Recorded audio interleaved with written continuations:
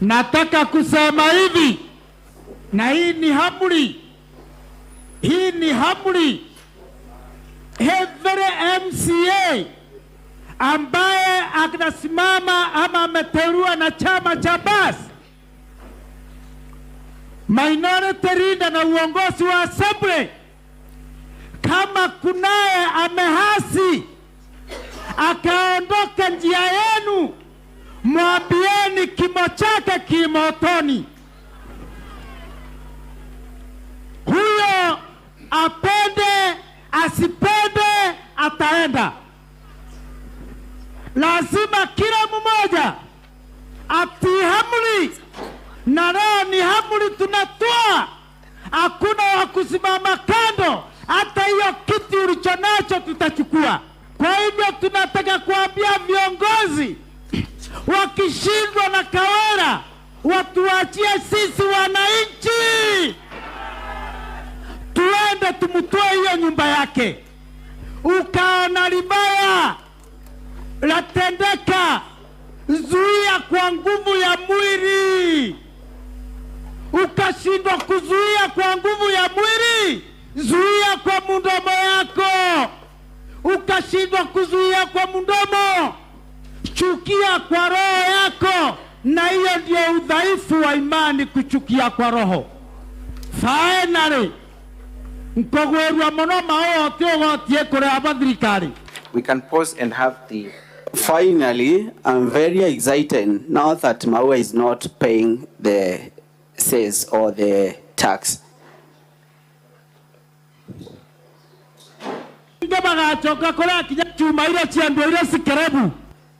No one is going to pay anymore. Even those metals should be sold like scrap metals. Those metals over there should be sold like scrap metals. We are going to advertise. We're going to say that there is nowhere that tax will be collected anymore.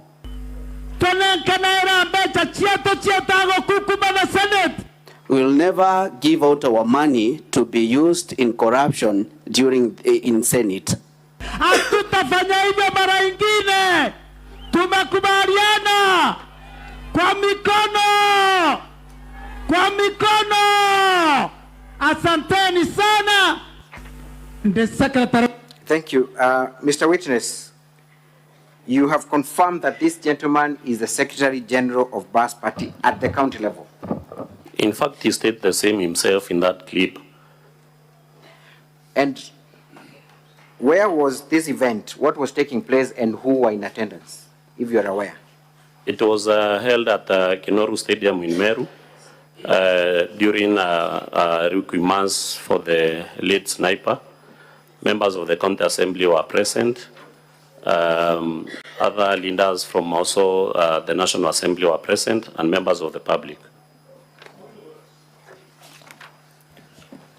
What is your intervention? Certainly it cannot be a point of order. Mr. Speaker, there was an inconsistency between the interpretation, the verbal, and the whatever we saw written on the screen, particularly within that clip that relates to bribe of the Senate. The interpreter did not mention bribe, but the transcript on the screen mentioned bribe. Could that be made clear, Mr. Speaker? Can you play the clip again? And Mr. Interpreter. Yes, sir. You know the Meru language very well, yeah? Yes, Mr. Speaker, okay, sir. Give us the true translation. All right, thank you. General You can play to the very end. The very end, I think the last few seconds.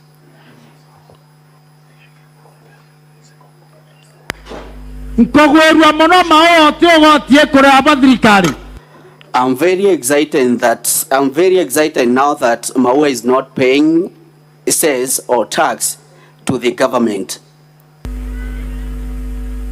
no terenge bagachoka kora kinya chuma ile chiando ile sikerebu.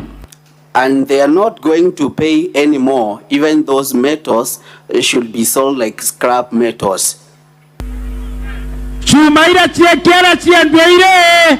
Those metals over there should be sold like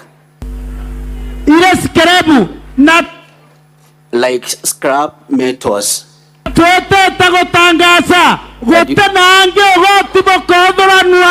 And we are going to announce that there is nowhere that tax will be collected.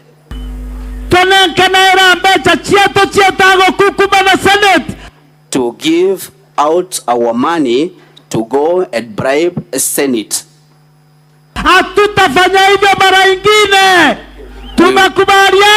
Thank you. We can pause there. I think for the sake of Honorable Kajwang, that is now clear. Mr. Witness, Is it now clear, Senator, for Homa Bay? You got it clearly?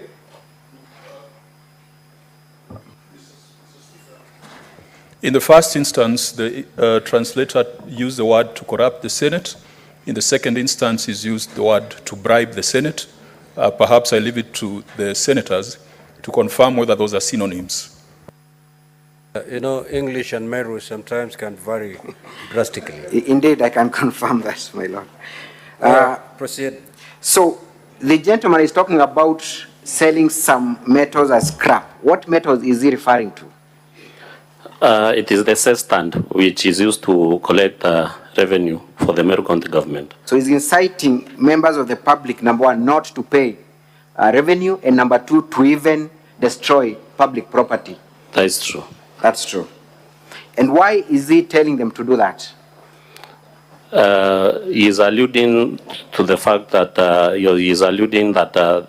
revenue collected by the county government of Meru is used to bribe the Senate during impeachment processes. Thank you. Can we now watch VKM 18?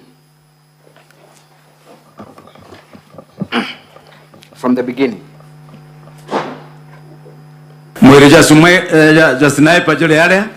Tutatembea na hii familia kwa vyovyote vile Mungu akitujalia. The body of Sniper is over there. Viongozi tukishikana na hawa hakuna kitu tutashindwa, tutasaidia hii familia. So familia Sniper, personally mimi mwenyewe nitafanya maneno mimi mwenyewe, na pia wabunge tutasaidiana tuone hii familia imekaa vizuri. Na inaonekana mauaji yalifanyika na gavana wa Meru. Tunaomba gavana wa Meru leo na bwana wake wakamata leo. Mnakubaliana na mimi? Wasipomkamata leo, sisi wa Meru tutawasha moto Meru. Si basi tutoe sandaka tuweke hapo kwa Sniper 247 then account number 07 ndero akiroi na cash for the one who has cash. Na cash uneje ya those who got that cash should bring here Bishop waja Bishop Rungama to the bishop here. Bishop, can you stand? Choaga mtoa kuyukia cash aroaje as a vote of thanks. Get a place you can receive that cash. We go dropping that cash over there. We can stop there for now. Mr. Witness, where was this event and who are the people that we have just watched in that video so far? That was also another requirement held at Kinoru Stadium, requirement for the late Sniper. And the speakers who have already been shown in that clip, we have Honorable Rindekiri, member of Parliament for Bori. We have also seen another public member from Egembe. We have also seen the Speaker of the County Assembly of Meru. What role was the Speaker playing in this event? He is passing the mic to Wana Alaji or Mwende Muguna. Therefore, I deem he was the MC of that event. We have seen about Sadaka for a pay bill and some other forms. Kindly explain what you were able to understand.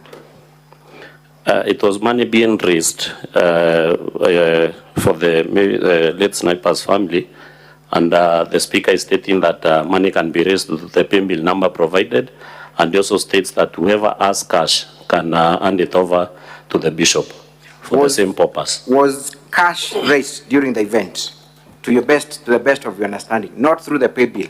Was cash raised? Because we see him giving a bishop that task of collecting cash. Was there any cash?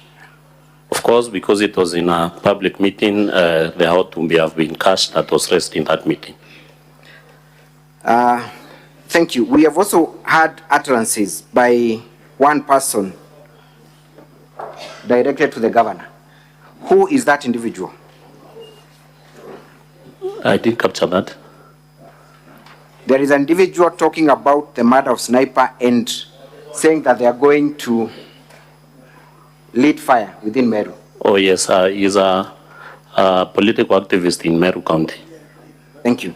Let us proceed and watch the remaining part of the video.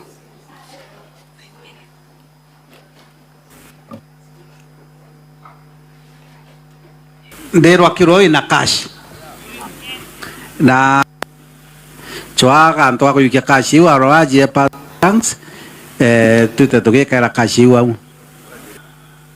The house of shame, that house of greed, called the Senate, a house of shame, a house of greed, aingeturudishia ugonjwa huu Meru, atunge kuwa hapa. Therefore, I am sounding people like Kimbone Harware na wale wengine, tumbo zenu zikaongoza nyinyi mpaka ugonjwa ulio Meru, mukafanya ugonjwa huo ukakita. Shame on you, house of shame. Shame on you, house of greed. And we are ashamed that institution in Kenya, which is supposed to safeguard the interests of the people of Kenya, succumbed to a few coins, a few cents. Shetani ashindwe. Hii ugonjwa atunge kuwa nao wakati huu. Kumbukeni, Mbone Arware, I want to remind you, ulisimama mbunge la Senate, ukaita watu wa Meru waenda wazimu. Siku ya leo nataka kutadharisha, wa Meru wamekuonyesha, sio wa Meru waenda wazimu ni nyinyi.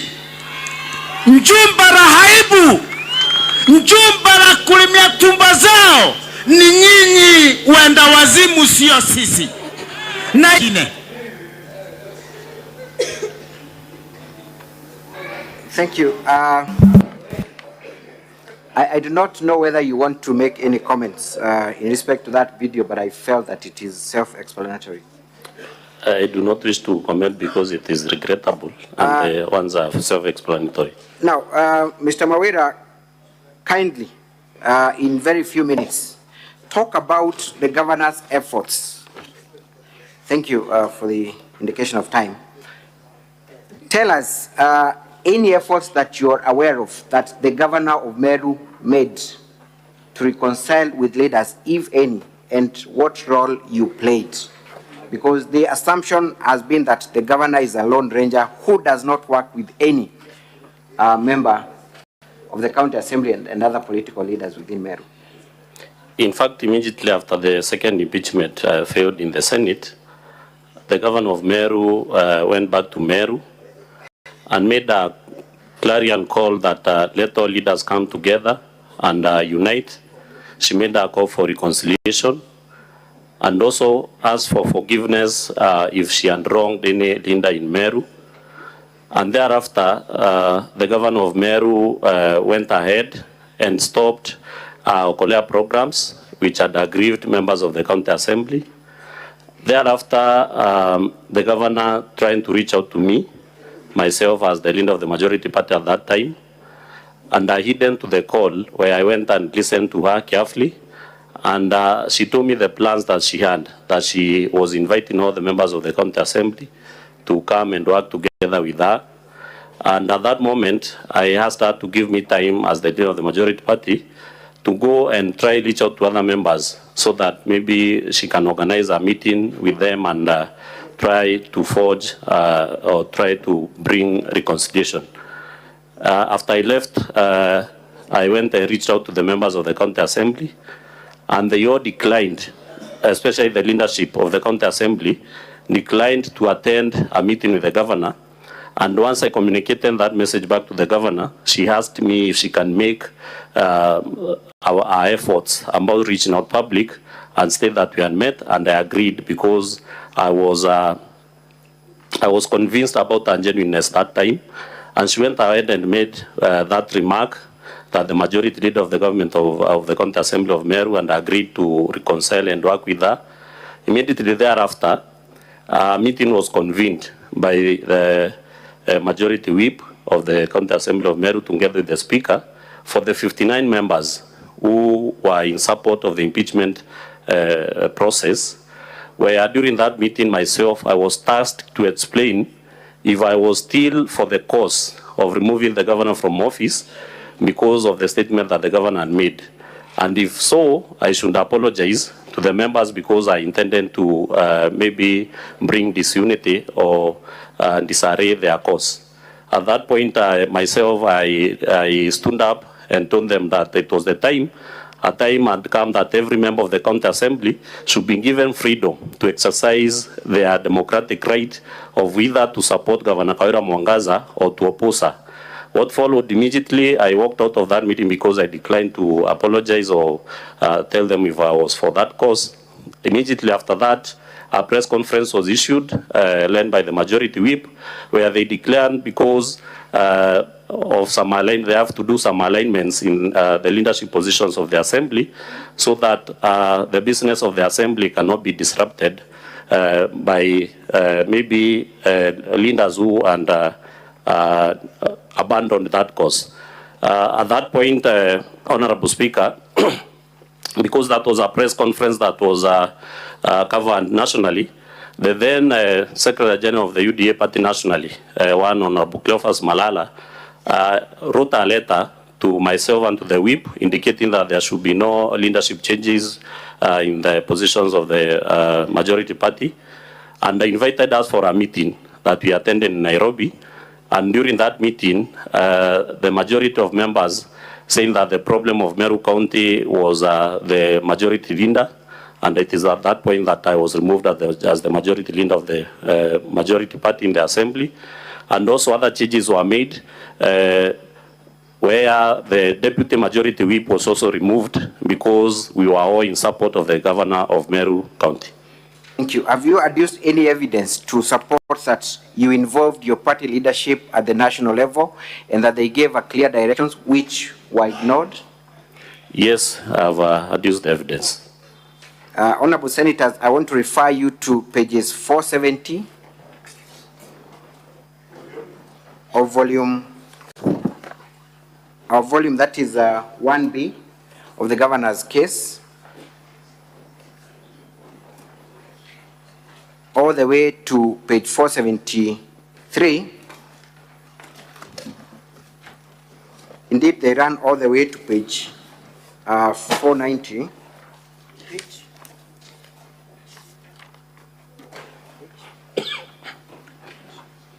Page 470 to page 491. But we can go all the way to page 500, indicating the complaints by the members of county assembly who are in support of the governor and who are being victimized for their move. For the sake of time, I would just leave the senators to refer to those documents. Mr. Mawira, what transpired after your removal from the county assembly? Who took over your position? My position was taken by the member who was formerly my deputy, and that of the deputy was taken by the mover of the current motion, Honorable Zipora. And immediately after the changes were made and communicated in the assembly, the leadership of the County Assembly of Meru went further ahead, and removed all the 13 members who are in support of the governor then. You remember during the second impeachment motion, the governor had only 10 members. And when I was tasked to state if I was still for the cause and I walked out, other 2 members followed me, so we became 13. The 13 of us were de-whipped from 3 key select committees. That is the Committee on Budget and Appropriations, County Assembly Committee on Public Accounts, and Committee on Implementation. And then after, every person of the 13 who held a leadership position in any of committees of the Assembly were removed from those positions through a vote of no confidence. Therefore, members lost chairmanship of committees, they lost vice chairmanship of committees, and also those who served in the speaker's panel initially were also removed, and the speaker's panel was expanded to 18 members, 8 members, so that it can incorporate the members who, out of the 56, who are not earning any responsibility allowance in that assembly. I want you to clarify on that issue of expanding the speaker's panel. What was the initial number of members of the speaker's panel? The initial number that the assembly had approved was 11 members, but in our standing orders, the members of the speaker's panel should be 5, that is the speaker, the deputy speaker, and 3 other members, but it was still expanded to 18 members, so that it can take care of members who are not earning any responsibility allowance, and they were in opposition to the governor. And when you talk about speaker's panel, what kind of allowances, if any, do they draw?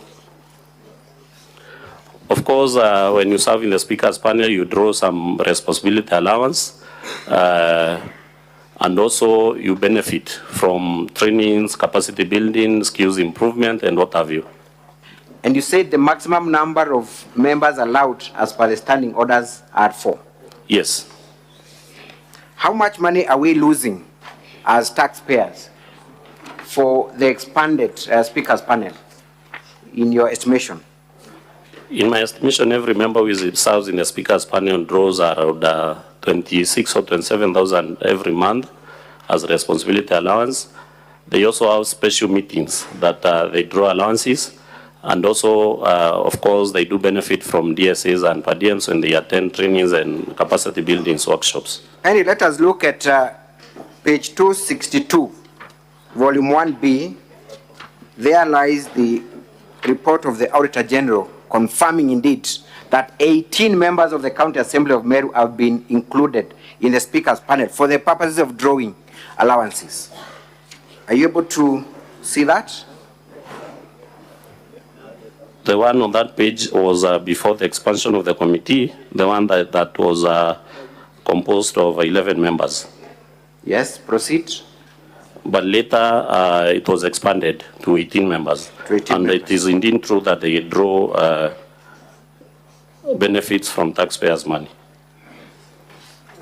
Thank you. In your assessment, what does that communicate about the County Assembly of Meru?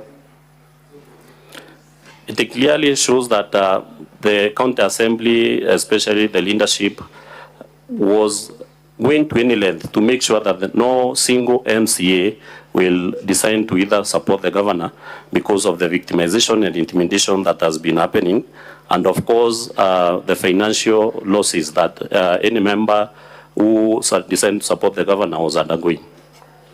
Thank you. For the sake of time, I want to conclude.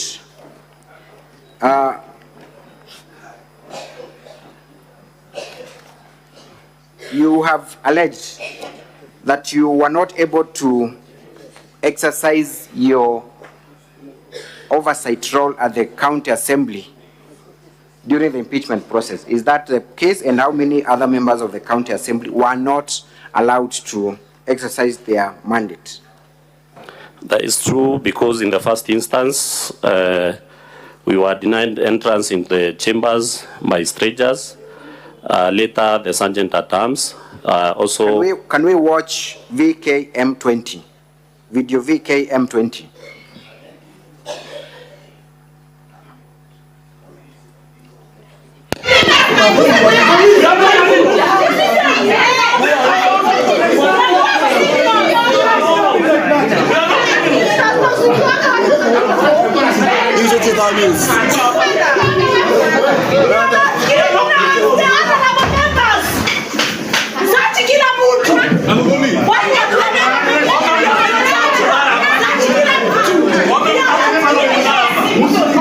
We can pause there. Thank you. So, would you explain to us what is happening and which day was that? That was the day when the impeachment motion was being prosecuted. And when the first impeachment, the third impeachment motion was introduced in the Assembly, 10 members out of the 56 who are left opposing the governor felt that it was not right for us to continue fighting the infights between the Assembly and the Executive, and 10 of the members joined the 13 of us who were in support of the governor, but later 3 members were intimidated and left the cause, so we were left with a number of 20 members. So during that day, when the impeachment motion was being prosecuted in the Assembly, we came in as a team, and there was an attempt to deny us entry to the chambers so that we cannot prosecute that motion. And also during the process was rushed, and most of us who are in support of the governor, especially me, was denied a chance to contribute to that motion. Thank you. Previously, you had, through your video VKM10, we may not have time to play it, you had alleged that you are also excluded from crucial meetings of the county where MCA are taken for retreats and other meetings, and you're not involved. It's true, and I wish maybe that clip can be played. VKM10, kindly. Request.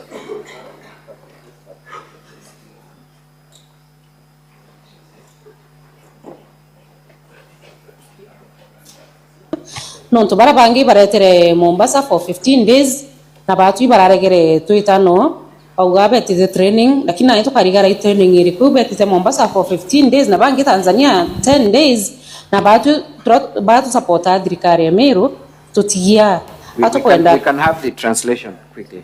Kindly can we go bit by bit kindly so that we can you understand.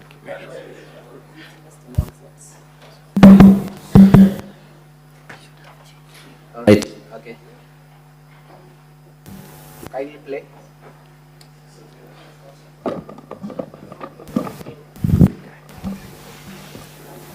Kindly can we play now? Katu chemania toe MCAs ba Meru. Maybe we could start from the start, kindly. Katu chemania toe MCAs ba Meru bara ba supporta governor ni. Let's meet here as Meru MCAs who support the governor. Mama, nonto barabangi baretere Mombasa for 15 days. Because others went to Mombasa for 15 days. Na batu bararegere tuitano. And we were denying to go with them.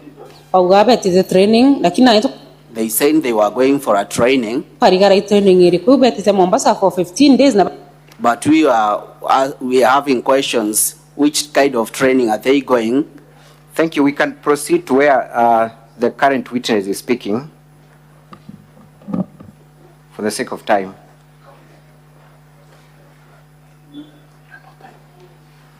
Na tumenye maendeleo jaraja kuja mashinani. We don't know how it was planned, because if it was about all MCAs, there are no MCAs who are two signs.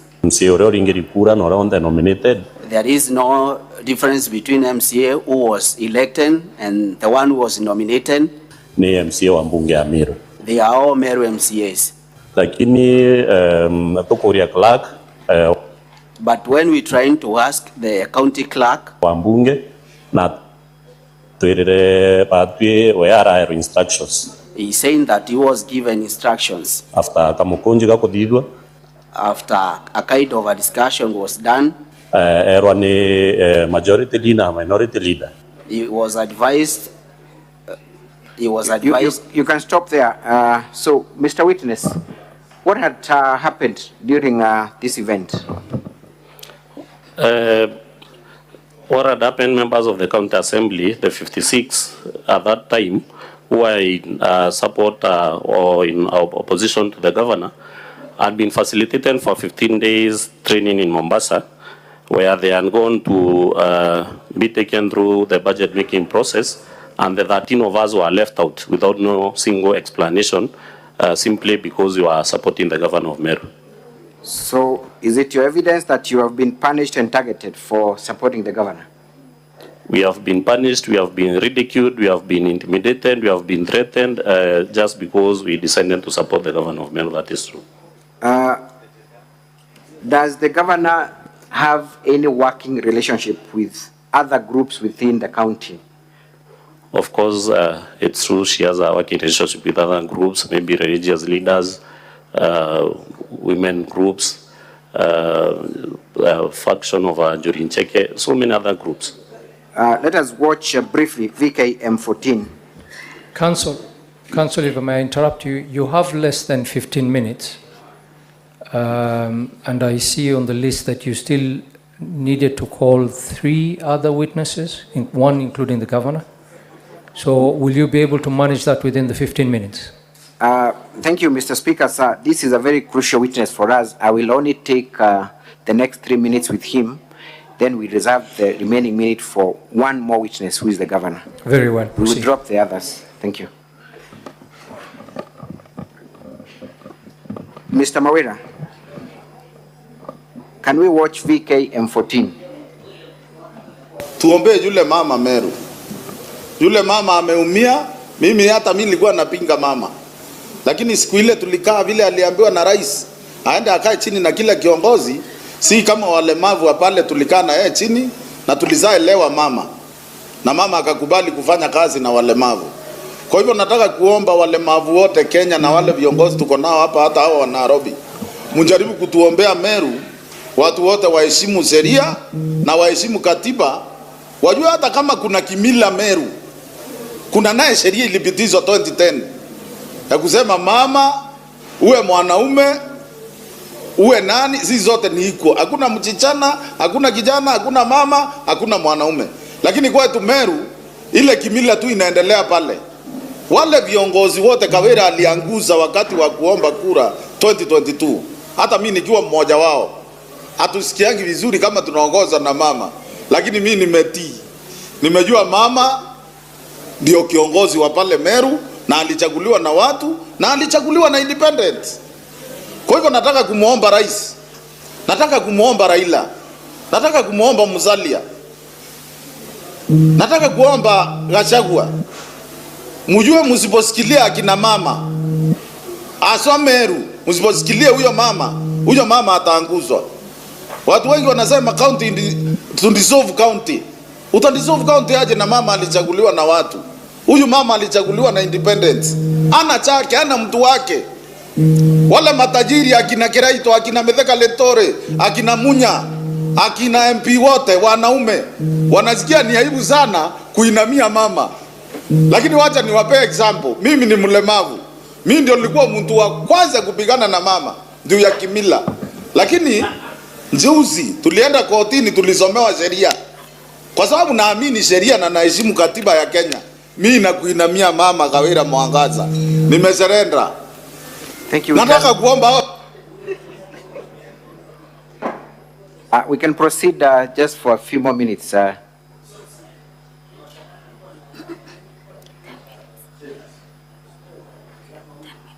Viongozi. Wajua kwa nini nacheka wa Kenya? Wa Meru viongozi wetu hawajaamini kuita Kawira Mwangaza kama ni kazi rahisi, wanaona ni kazi ngumu. Wanafikiria wakimpiga through bunge. Kwa sababu MCA wetu wanachangiwa, hata mimi nilikuwa nachanga. Na niko na evidence. Tunawachangia MCA wao wanapewa pesa mpaka tutoe mama.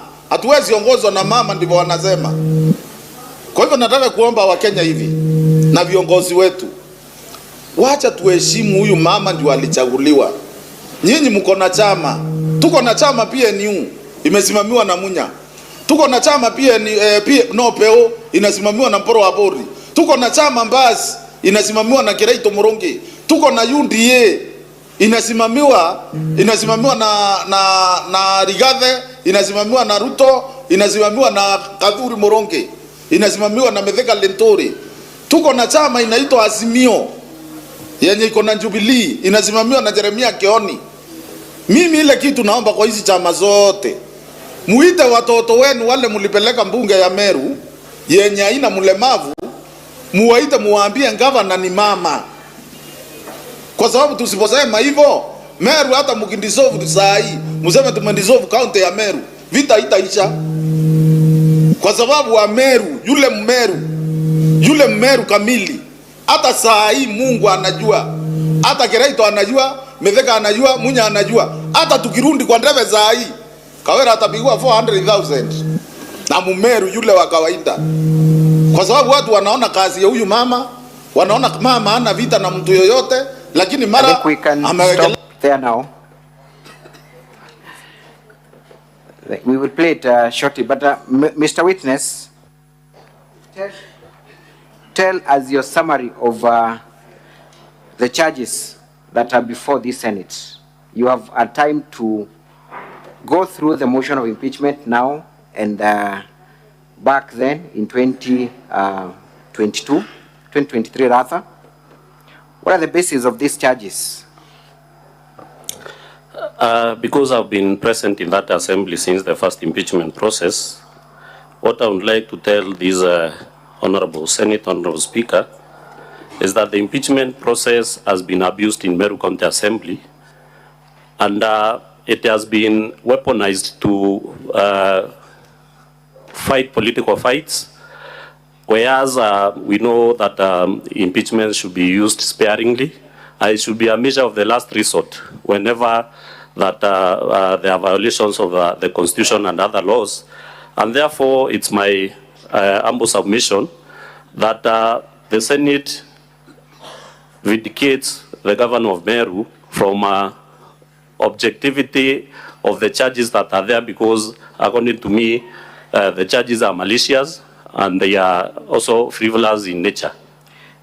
Do we have specific charges? One of the charges is employing a bloated workforce. Yes. Was that a charge that you brought before this Senate last impeachment? It was. You have a charge that accuses the governor of dismissing certain employees of boards, one of them being Mr. Mwaki. Is that a charge that you brought and prosecuted before this Senate during the last motion? It was. It was part of the motion. There is a specific charge where the governor is accused of misconduct by stating that 86 million shillings was raised in support of the burial of the blogger, Mr. Sniper. What would you say about that specific charge? Because I was privy to the happenings behind the whatever was happening during the demise of one blogger, Mudhiani, I think the governor didn't allude to a specific collection of money because there were several fundraisers that were held in support of that family. Are you aware of any other forms of fundraising that were done? Did you participate in any yourself? Yes, personally I participated in the one that was conducted by members of the county assembly, where initially we contributed 1,000 each member, the 59 members who were then opposing the governor, and later we contributed 10,000 each for the same. And also other political leaders contributed to that cause. By political leaders, who are you referring to? And in your estimation, how much money was raised? And I'm also sorry to ask this, what is the status of that kitty, if you're aware of, and how was it utilized? The one for the assembly was utilized in conducting the road shows across crisscross in Meru, and other monies were used to hold prayers in various stadiums, as we have seen, Kenoru, Maua, and others. And by the time I left that group where the fundraising was being held, we had not been accounted for the remainder of the money. So when the governor states that to the tune of 86 million might have been raised. Is it anywhere near the truth in your estimation, having participated in the fundraisings in various modes? It will be the truth. Thank you. I think I will rest this witness and hand him over to cross-examination. Thank you.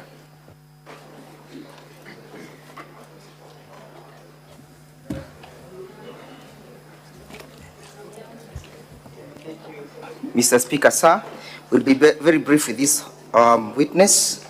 Mr. Witness, confirm that you moved the motion for impeachment last time, yes? Yes, I confirm. And that you live by the statements that you have indicated in your affidavit that you have testified to, yes? Sorry? And that you confirm and want to rely on the affidavit that you have filed. Yes, I confirm. And that you remember on the 7th of November 2023, you took the same stand and testified before this assembly as a mover, correct? Yes, I confirm. And you remember a question was put to you whether or not the impeachment then was politically instigated, correct? Yes. Do you recall your answers? I may not recall the exact answer. I'll give you the answer. Honorable Speaker, I'm referring to the answers of this House at page 53, dated 7th of November. Mr. Mudhombi Thionkulu was the lead counsel then, correct? Yes. And you remember him putting this question to you, and you answered in negative, that it was not politically instigated. You remember? You recall or you do not recall, Mr. Witness? I don't recall. Read for me the answer, maybe. You remember Mr. Mudhombi asking you whether it is true from the governor's allegations that the impeachment was politically instigated, and your answer was Evans Mawira Karia. You said it was not true. Have I now refreshed your memories? From the records, yes. Do you still want to hold that preposition? Of course, everything that was in that You motion want to was still not hold, excuse me, substantiated. Mr. Witness, I want a yes or a no answer. Do you still want to hold that preposition, or you want to run away from it? As at then, I hold that position. You hold that position? Yes. What has now changed? So many things. The one, that you are no longer the leader of the majority in the assembly. No. Yes. Number two? The governor reached out and called for reconciliation. I did a lot of soul searching. Thank you. I consulted widely. It's okay. Don't answer questions that I have not put to you. You have testified at length how people were induced to bring that particular motion, correct? Yes, and I've stated the facts. That is the motion that you brought on the 7th of November, correct? Yes. So you brought motion out of ulterior motives of being induced as at then, correct? According to the circumstances then. You allowed yourself to be induced, yes? As per the circumstances then. So on that day when you took the stand on the 7th of November 2023, you did not speak the truth to this at Senate, but you spoke out of inducement, correct? I'm saying as correct or not correct? I want an answer, not a vague answer. Correct or not correct? Not correct. So then, were you induced that particular time from your evidence? I've narrated all the events that led to one of the events, Mr. Witness, was that you are induced, correct? One of the events is that you are induced. I didn't say you are induced. I said you are mobilized according to party lines. How are you mobilized? Of course, I stated that we met as the leadership of financial gains, correct? Including 20,000 shillings that you were given, correct? That was later, after the second impeachment. Christmas gift, correct? After the second impeachment had failed in the Senate. You remember the Christmas gift, yes? I'm saying later, after the second impeachment had failed in the Senate. You received a gift? Yes. For the work well done, correct? A Christmas gift for a work well done. Christmas was not even, Christmas was oncoming. So, Mr. Witness, if you allowed yourself to be induced that particular time to bring that particular impeachment motion, how truthful is your statement today? I was not induced. I said we were mobilized on party lines. On party lines? Yes. So which party do you belong to? UDA. UDA? Yes. So UDA mobilized its MCAs to bring the motion? UDA at the county level, Meru county level, mobilized the MCAs to introduce an impeachment motion. Does that mean that the UDA party is against the governor or was against the governor? I stated in my statement. Does that mean at that particular time the UDA party was against the governor? At the county level, yes. Nationally, the Secretary General had stated that that was not the party position. Which other party was against the governor as at then? The parties that were mobilized, we have BAS party, we have PNU, we have Jubilee, and other assembly parties. You spoke about receiving 80,000 shillings. You correct? You remember? Facilitation to be in the Senate. Who gave these 80,000 shillings? It was paid from the assembly. It was paid from the assembly. Did you receive or did you partake of it? Yes, I received. And it was a motivation for you to appear, correct? It was facilitation to be in the Senate for the 5 days that we were here. A facilitation? Yes. Today, have you been facilitated? I've seen that we have received a message. Today, have you been facilitated? Facilitation, yes, we have been facilitated, but it has not already been paid. But it will be paid because we have received a message from the clerk saying that members will be facilitated for 5 days to be in the Senate. Notwithstanding whether or not you appear for Governor Kawira as a witness or of the witness for the Senate, for the Assembly. Yes? Witness for the governor. The County Assembly has equally facilitated you, correct? I have received that message. That you'll receive your per diems for participating? Yes, yes. So it was usual for the County Assembly to facilitate its members? For the previous one, only 59 members were facilitated. It is usual for the County Assembly to facilitate its members, correct? Because today you have received a message that you receive facilitation, correct? Yes, we have received the message. And therefore the County Assembly considers its members as equal, correct? No, no, no. Mr. Witness, I want to refer you to your affidavit. But before I refer you to this affidavit, have you critically read the motion before this assembly for the impeachment of the governor? I've gone through the motion. Have you answered those allegations in your affidavit? And if yes, kindly point to us the particular paragraph that answers to the allegations. The particular allegations? Excuse me, just take your affidavit, take it. Yeah, and lead the Senate to the particular paragraph that has responded to issue number 1.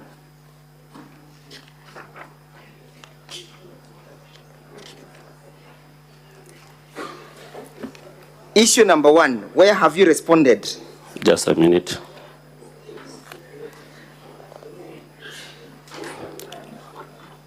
I've responded to the issue of money that was raised for the... Not the money that was raised, the issue of illegal revocation.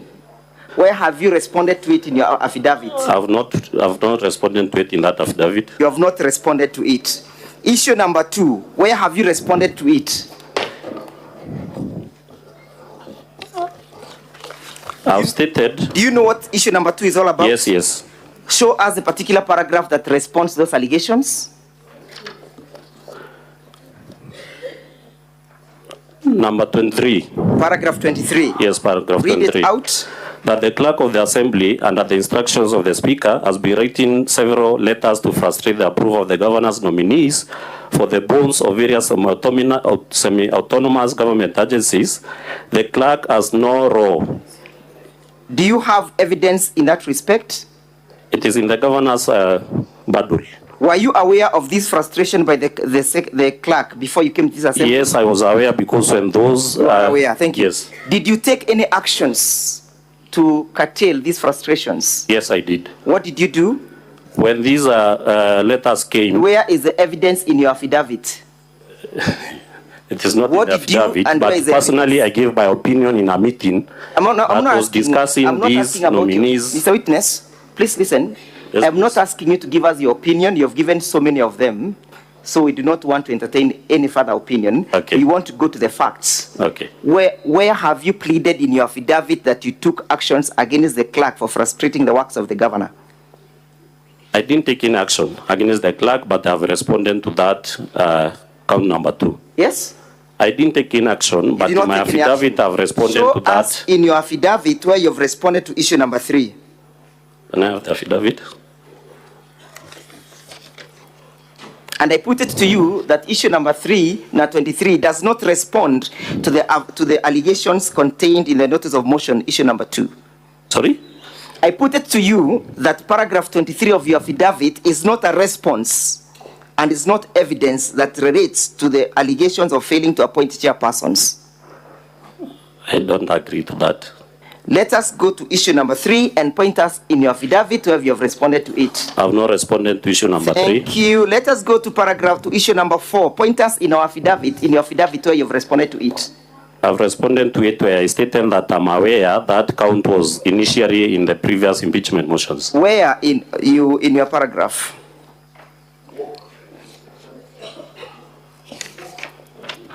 And is the issue in illegal dismissing about the issue of dismissing or the issue of the expenditure of county money? The governor dismissing individuals and making the county accrue unnecessary resources paid to the litigants. Did you understand? If I can read the crowd, it's illegally dismissing in bold. Yes. In bold. And illegally dismissing. Yes. And then narration continues. As a consequence of? Illegally dismissing. And as a consequence thereof, what happened? A loss. A loss of how much? 4 million. Where is that in your affidavit?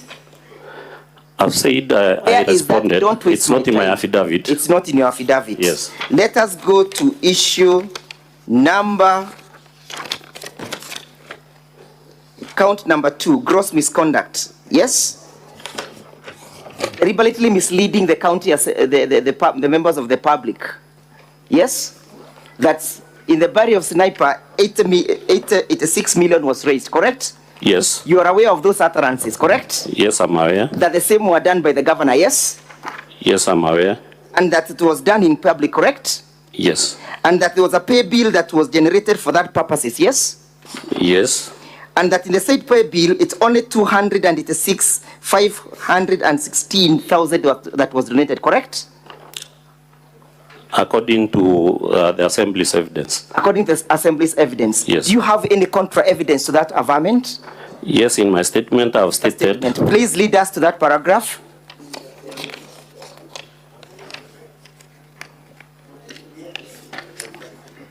Lead us to that particular paragraph. Just a minute. You're also aware that the governor made averments and allegations that the window to the sniper has moved on with another MCA, correct? I'm not aware of that. You're not aware.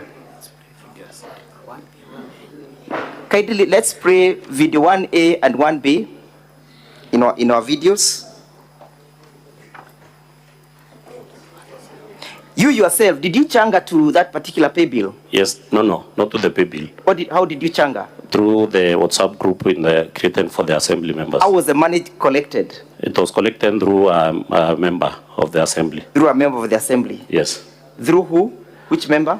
Member of a county assembly known as Sarah Gaki, Honorable Sarah Gaki. Is it true that the wife of the deceased sniper moved on with an MCA? I'm not aware. Did you see her testifying yesterday? I didn't watch the... Are you aware that she was a witness? Sorry? Are you aware that she was a witness? Yes, I'm aware she was a witness. Did you follow through her evidence? I didn't follow. All right. As we wait for the playing of those videos, you have indicated before this assembly that one of the frustration that you colluded to undertake was to make sure that the governor was frustrated in the feeding program, correct? Yes. And that frustration was actualized according to your evidence, correct? Yes. How was it actualized? Through a motion in the assembly, a report of a committee. Through a motion, correct? Yes. So it is in your evidence that that program is no longer running, correct? It was stopped. It was stopped. Mr. Witness, I refer you and I refer the senators to our further bundle of volume 6 at page 83. At page 83. Yes. Kindly look at the entry where we have the votes, correct? Can you see them? Yes, I can see the votes. Vote 22-11-015. Can you see it?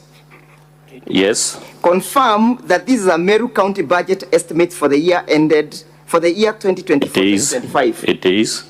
Confirm that you participated in this process, correct? I did participate. And that you are aware of the allocations and apportionments, correct? I'm aware. And therefore you want to read with us about that particular vote, yes? Yes. What does it provide?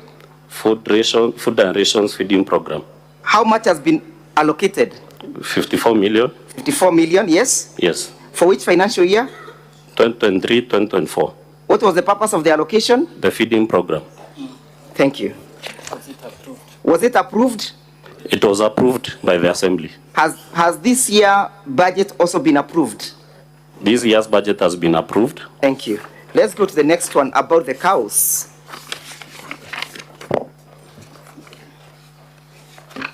It is your evidence that the County Assembly has colluded to frustrate the governor's programs, correct? Yes, please.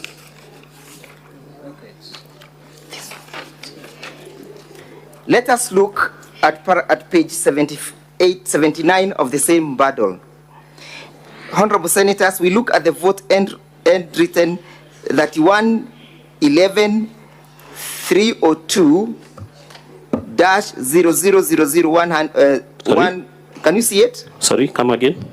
Can you see that vote end? The vote end?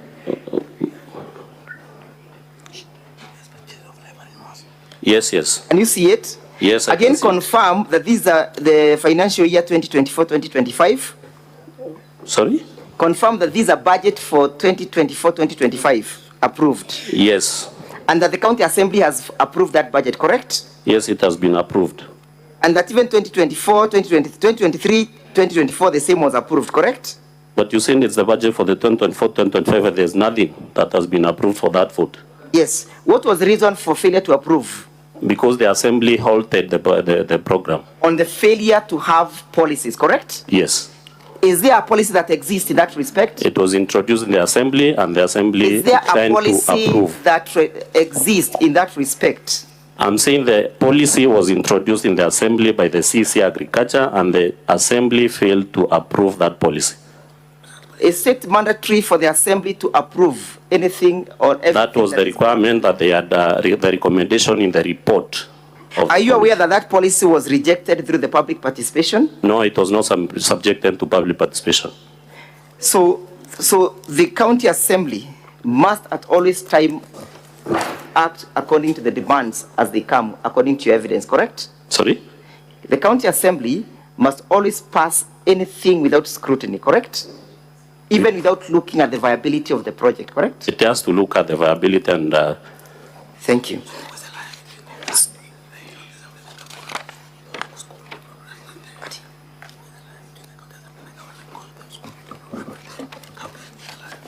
Confirm to us that you have responded to the issue count number 3 on abuse of office. Have you? And if yes, point us to that evidence.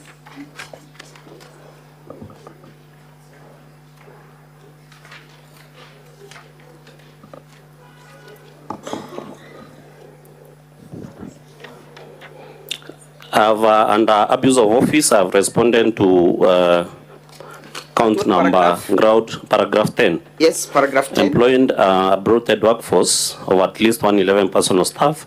Yes. And I indicated in my affidavit that it was... Paragraph 10. Yes, I indicated in my affidavit that it was... Paragraph 10. Can you read out paragraph 10? Employing a bloated workforce of at least... Paragraph 10 of your affidavit. I didn't say paragraph 10 of my affidavit, but let me see. I've asked you whether you've responded to paragraph Yes, I've responded to... I'm saying, Council, I've responded to count number 3 Yes. in paragraph 10, employment of a bloated workforce. Where is that in your affidavit? Just a minute. That's what I want you to show us. Paragraph 22 of my affidavit. Read it out. That I'm also aware that the current impeachment motion features some issues which were also in the previous motions in the Senate, and the Senate finding the allegations unsubstantiated and not meeting a threshold of impeaching a governor. The issue of bloated workforce and alleged illegal dismissal of Dr. Ntoiti and 3 others was in the failed motion. Do you work in the county executive? No. How did you conclude on the question of the bloated workforce? We brought it here and it was not substantiated. We couldn't prove it. Did you call out for any statement from the responsible organ of the county government? My work ended when I brought it to the Senate and it was not substantiated. Did you not? Did you call for any oversight over that issue when you went back to the county assembly? I didn't. You didn't. You have alleged that individuals were called somewhere in Mombasa. Were you in attendance? I've alluded to 2 meetings in Mombasa. One I was in attendance, the other one I was not. Which one were you in attendance? Immediately after the second impeachment. Immediately after the second impeachment? Yes. Who was paying for your allowances? County Assembly of Meru. Is it unusual or usual for the county assembly to do that? It is not unusual. Thank you. Finally, Mr. What was unusual was the activities. I am satisfied with your answer.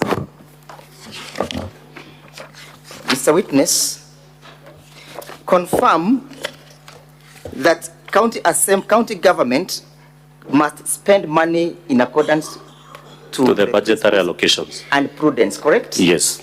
Have you looked at issue number 11 in our motion? And to that effect, do you want Kiambi Christus Manyara? I'm there. You know Kiambi Christus Manyara? He's not personally known to me. He's not personally known to you. Have you ever heard of him? I think that I have the name being mentioned during the case for hearing case for one. In what circumstances was the name being mentioned? That he was an accused person. He was an accused person. In which matter? Involved in that matter. In that matter. Do you know of somebody called Supu? Yes, Supu is well known to me. How do you know him? He's a personal friend. Do you know where? And we come from the same locality. Do you know where he was working or where he works? According to my knowledge, I'm not aware of where he works because he has always told me that he's not employed. You are aware that he works in the office of the governor, yes? I'm not aware. I therefore put it to you that he does work in the office of the governor. I can't accept that one. Equally, have you seen that from that allegation that this one Crispus Kiambi Manyara, sorry, while he was in custody, he was being paid his full salary? I'm not aware if he's in custody. Read the allegations. Read them out. Paying Kiambi Crispus Manyara, a public communication officer in the office of the governor, his full salary and benefits while in remand and despite being accused of murder, contrary to section 4.2 of the Public Service Commission Discipline Manual for the Public Service. You are aware that he was arrested pursuant to that murder, correct? Yes. And that he was remanded, correct? I'm not aware of that. I therefore put it to you that he was remanded, and that while in remand, he was accruing all his full salary. That is your evidence, counsel. That's our evidence. Have you controverted it in your affidavit? I've not controverted it. You have not controverted it? Yes. You therefore cannot doubt what I am telling you this afternoon, correct? I can doubt because there's no... You cannot doubt what I am telling you unless you have a contra evidence. Is your word against mine, counsel? Where is your word?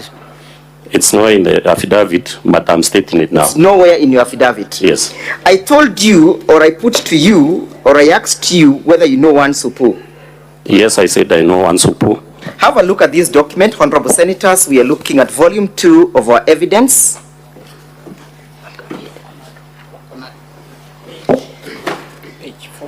Page 443 of our volume 2. 43. And we can be playing the video. You can be ready to play the video. Can you see serial number 1? Serial number 1, yes. Do you know? Can you read out that name? Vincent Mureithi. Vincent Mureithi. Yes. First of all, who is the originator of that document? The acting secretary, Meru County Public Service Board. Sorry? The acting secretary, Meru County Public Service Board, one Virginia Kawira. And it's an internal memo, correct? Yes.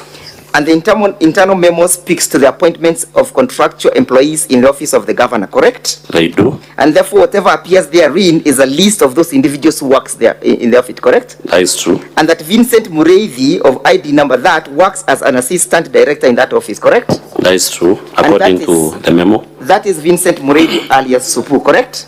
Yes. Let us play that video.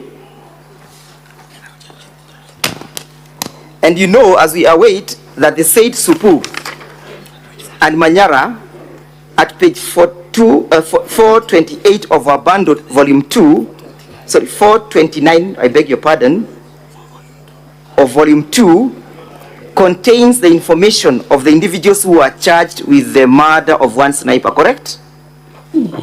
Yes, correct. And you can see accused number 1 is Vincent Mureithi Karemi, alias Supu, correct? True. Number 2 is who? Murangeri Kenneth Gwantai alias Tali. Do you know him? Personally, no. Do you know that? Do you know that that is the governor's brother? According to you. Let us look at number 2, number 3. Boniface Kileji alias DJ Kaboom. Number 4. Christas Manyara alias Chris. Christas Manyara alias? Chris. And that is the Christas Manyara who works in the office of the governor, correct? The one that you have seen is working in the office of the governor is Vincent Mureithi Karemi. Let's look at that as we play the video.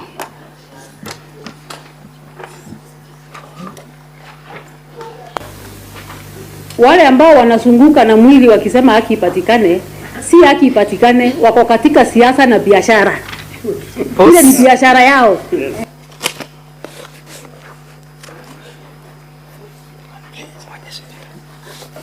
Do you know whom she was referring to as those people wanazunguka na mwili ya sniper? In this video? Yes. I'm not aware of the specific people because it was a group of people. Could it have been the mover of the motion? Maybe yes, because members of the county assembly were there. Could it have been you? Personally, I was not there. Okay.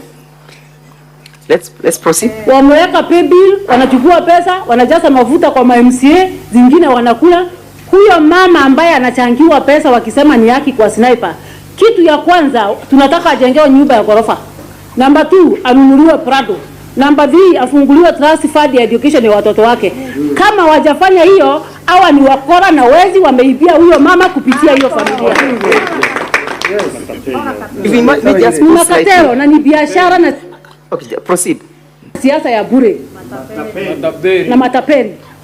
Hiyo wamefungua kama biashara, wanakuja kusanya pesa, wamechukua huyo mama, wamemficha kwa MCA fulani anakaa hapo, wanasunguka na mwili. Ingelikuwa ni mmoja wao wangefanya namna hiyo. Ingelikuwa ni mtoto wao wangemzungusha mwezi mzima. Lakini kwa sababu wanataka pahali watajijenga kisiasa, wanataka pahali watakulia maana wamesota. Nilisikia wakisema ya kwamba hawana pesa kwa mifuko wanatembea na OB. Sasa wamepata njia ya kutembea na pesa kwa mfuko kupitia maiti. Hiyo ya kutembea na mwili wa sniper ni mambo mawili peke yake. Biashara na siasa. Hakuna justice wanatafuta. Wangelikuwa wanatafuta justice, watoto wangapi wamekufa Meru? Watoto wangapi wamepotea Meru? Huko Ndumo Oruna, huko upande wa Tigania, wangapi wanakufa? Mbona hatujaona hao viongozi wakitembea wakisema ya kwamba tunahitaji haki ya vijana wetu ambao wanakufia? Why this one? Why huyu peke yake? Kuna MCA ambaye aliuawa na ikasemekana sijui nani amemuua. Mbona tukiona? Hii ni siasa na biashara. Na wamelaaniwa wanaozunguka na huo mwili. Wamelaaniwa. Mtu ambaye ni mshtakiwa the key suspect mkuu ambaye ni Supu.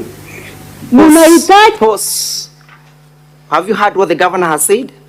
Yes. What has she said? Supu. She mentioned Supu. Mshtakiwa, mstuhumiwa, anaye daiwa. Play it again.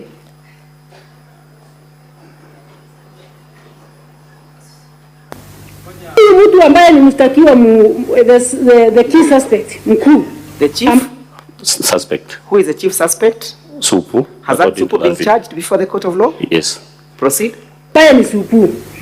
Mnahitaji kuangalia mtu mmoja tu wa governor mwenye alipigia simu ama wengine wengi ambaye pia aliwapigia. Have you heard her owning up that mnafaa mtafute mtu mmoja wa governor? Have you heard that statement? Listen carefully. Play it again. Just play it again for him and please listen carefully. The key suspect mkuu ambaye ni Supu. Mnahitaji kuangalia mtu mmoja. Just what's the time? No, one moment. Senator Omtata, what is your point of order?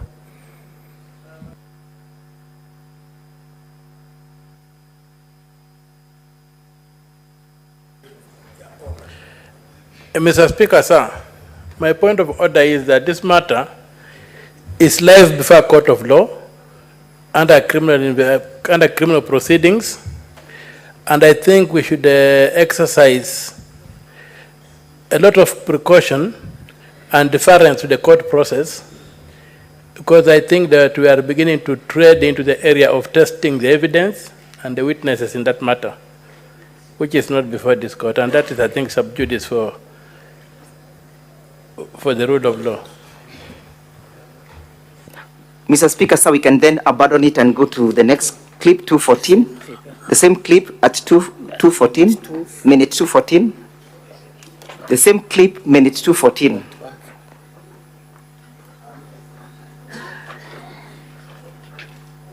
Simu, hakuna mtu mwingine alipigia simu siku hiyo. Ndio mbebe kijana ati mseme ati kwa sababu Sibua alimpigia simu, you want to charge him. Wale ambao wamewasukuma kisiasa kwa sababu mnasema ya kwamba mmepewa pressure, political pressure. Wenye wamepatia nyinyi political pressure, wapatie nyinyi ushahidi. Sure. Maana tutahitaji haki kwa kijana wetu, ninahitaji haki kama familia yangu. Ningependa kusema You've heard the governor stating wanataka haki kama familia. Yes. I have put to you that his brother has been charged in his proceedings. Well and good. Thank you. No further questions in that respect. I want to invite my learned friend, Mr. Muriuki, to proceed from there, but kindly confirm that you have no evidence that controverts all the averments contained in the motion, and that you have not tabled it before this assembly. It is in my affidavit, and there are supporting documents in the governor's. That the account that you have given is just your frustrations and your bitterness for having been removed as a leader of majority. That is not true, Council. You have seen the last video that was played, and there was an issue of gender card being played. Yes? Which video? You have seen the governor played the last video where there was one person seated. Yes, yeah? I've seen it. And started saying that this is all about women leadership and the people of Meru must accept it, correct? Yes, that is his opinion. Is there contention that she's the governor? None. Yes? None whatsoever, but he is facing an impeachment motion. Are you a man who is supporting the governor? I'm supporting the governor. Are you a Marian? Yes, I am. Supporting a governor, correct? Yes. And therefore there is no question, when it comes to questions of accountability, there is no defense of being a gender person, correct? That depends. There is no defense. Gender is not a defense. Of course it is not a defense. Finally, when she was asked the last time, she said it wasn't me. Today, you have played clips blaming the senators. Do you associate yourself with the statements that were made by Al-Haji? I don't associate myself with those senators. Do you have confidence with this Senate that they can dispense with substantive justice? A lot of confidence. And that is why we are here, correct? True. Do you attribute that statement to any member of the assembly? It was used to reduce members of the assembly. No, associated with any member of the assembly? Yes, because they were there nodding and applauding when Al-Haji was speaking those ones. Let me ask you, is it wrong for somebody to hold an opinion? It's not wrong. Thank you, Mr. Muriuki. But before I go to Mr. Muriuki, you remember he claimed to be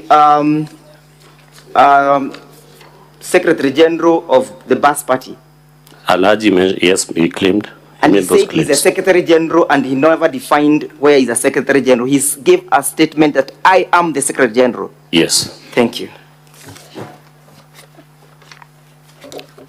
Thank you. Council, you have 3 minutes. Thank you, Honorable Speaker. Mr. Mawira. Yes, Council. Today you have taken an oath when you stood here. True. Just like you did the last time you were here on 7th of November. True. And in that oath, you said that you're going to tell this House the truth, the whole truth, and nothing but the truth. True. Now, you have come here today saying that last time your impeachment motion was politically instigated. Yes. Did you tell the Senate that last time when you were here? At that Did point, you make any such statement last time when you were here? Yes or no? I didn't make such a statement last time. You did not tell the whole truth to the Senate. I told the truth. You did not tell the whole truth. I told the truth. Mr. Mawira, you have said, to me. I don't have time, so please don't argue with me, just answer yes or no. You have said that party formations were used to whip you into moving an impeachment motion. That is true. Have you adduced any document to that effect? None. Have you adduced any letter telling you to move the impeachment motion? None. Mr. Mawira, I put it to you that you do not have a mind of your own, that you are a gun for hire. That is our opinion, Council. Mr. Mawira, you stated that you are giving evidence on behalf of other people who are not here. That is true. Are you aware that there is no such thing as giving evidence on behalf of other witnesses? You can only give evidence on behalf of a party. They have given me the authority to plead on their behalf. Mr. Mawira, you have claimed that there were meetings organized that you took part to sabotage the executive. Yes, there are Have such you brought meetings. the minutes for those meetings? No minutes. But Mr. they were Mawira, informal meetings. you have stated in your affidavit that the people who are supporting the governor, the MCAs who are supporting the governor, that is page 13, paragraph 13 of your affidavit. Council, your time is up. I will allow you to just ask that last question and conclude. Thank you, Mr. Speaker. You have stated that on paragraph 13 of your affidavit, are you there? Supply me the affidavit kindly. Paragraph 13 of your affidavit. Yes. You have stated that the MCAs who support the governor were removed from committees, including the budget committee, the public accounts, and the committee on implementation. That is true. Who is the chair of the budget committee? Honorable Mwirigi from Kibiricha Ward. Is he a witness for the governor in this case? Yes. Who is the chair of the gender committee? Honorable Murogocho. Did she support this impeachment motion? Not. Who is the chair of the transport committee? Honorable Kidenji. Did he support this impeachment motion? No. Who is the chair of the finance committee? Honorable Caleb. Did he support this impeachment motion? No. Who is the chair of the committee on delegated legislation? Honorable Saragaki. Did she support this impeachment motion? No. Thank you, Mr. Speaker, sir. But in that paragraph, it is clearly stated that in Speaker, MCAs. I have done with my questions to the Thank witness. you. Thank you. Thank you, Council. Thank you, witness. Honorable Senators, we will now give you an opportunity to ask questions. Mr. Speaker, sir, I have just 1 minute of re-exam, just one. You have, okay, Council, you have 4 minutes remaining. Thank So you. I will utilize one. Okay. Mr. Witness, Yes, please. I will just need you to confirm the names that have just been read to you now. Are they members of that committee? Were they still members then, or what transpired? Which committee?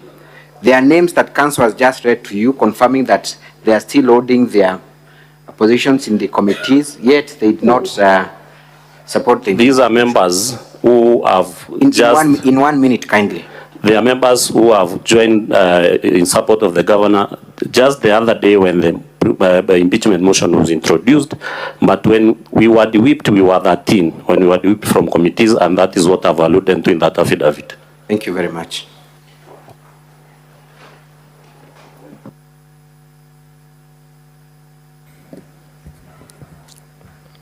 Legal counsel for the governor, have you concluded your questioning? Yes, Mr. Speaker, sir, I am done with the witness.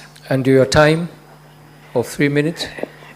I have the governor as the last witness, Mr. Speaker, sir. So are you calling the governor? Yes, I am, but with your kind permission, Mr. Speaker, sir, I would be seeking your indulgence to engage the governor in under 20 minutes, with your kind permission.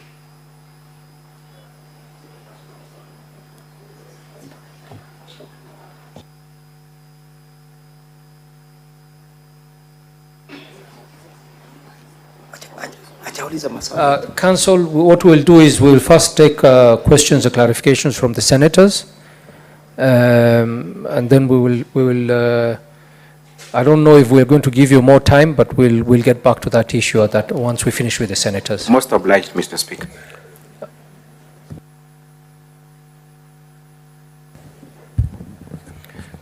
Honorable senators, we will now be taking your questions, and we would like to keep it within 30 minutes.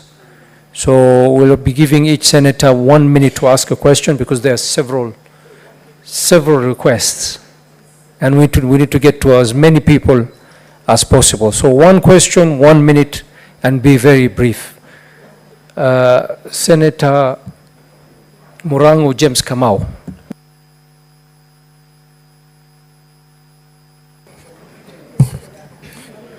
Asante sana mstahiki Spika.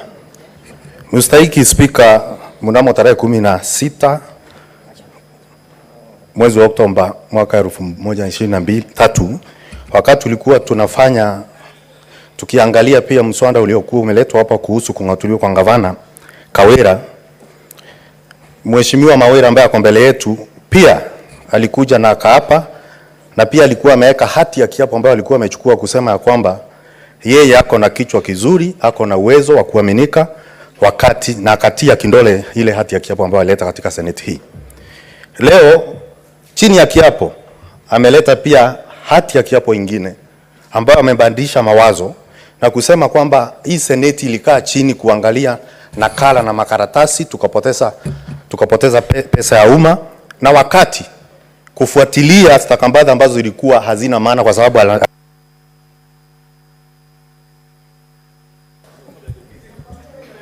Senator, ulikuwa uulize swali yako katika dakika moja. Umeanza hadithi mingi. Sawa, uliza swali. Sasa nauliza, Mheshimiwa Mawira, uliokokea kanisa gani kwamba tukuamini leo na ulitundanganya wakati tulikuwa tunaangalia maneno wakati huo mwingine? Asante Mr. Speaker. Senator Wambua, alafu utajibu hiyo swali mbili. It's not possible. So, Mr. Witness, is it your evidence on record and under oath that last year you moved a motion for the impeachment of the governor of Meru under duress, and that what you said, the grounds that you adduced, you don't believe in those grounds? If that be the case, why should we believe that you have faith in what you're telling us today? You see, Wambua, you managed it within 1 minute. Witness, go ahead and answer those two questions. Thank you, Mr. Speaker, sir. It's true, I moved the previous impeachment motion. And whatever I stated then under the circumstances and the facts availed to me, I believe to be the truth at that point. But later, looking at the sequence of events that led to that impeachment motion, I felt that we were misused at that point and lied to.